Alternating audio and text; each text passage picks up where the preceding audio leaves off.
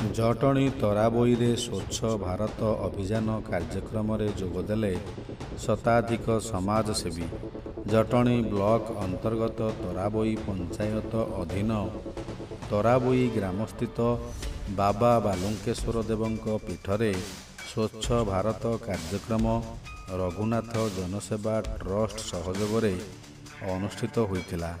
ଏହି କାର୍ଯ୍ୟକ୍ରମରେ ସୁକାନ୍ତ ବିଶ୍ୱାଳ, ରମାକାନ୍ତ ପଟ୍ଟନାୟକ, ଶ୍ରୀଧର କୁମାର ସାହୁ, ବିଜୟ କୁମାର ସ୍ୱାଇଁ, ରବୀନ୍ଦ୍ର ସେଠୀ, ଆଲୋକ ବାରିକ, ବିକାଶ ରାଉତ ଇତ୍ୟାଦି ଶତାଧିକ ସମାଜସେବୀ ଯୋଗ ଦେଇଥିଲେ।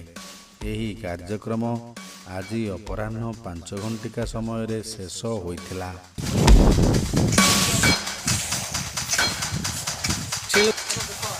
ଆଜ୍ଞା।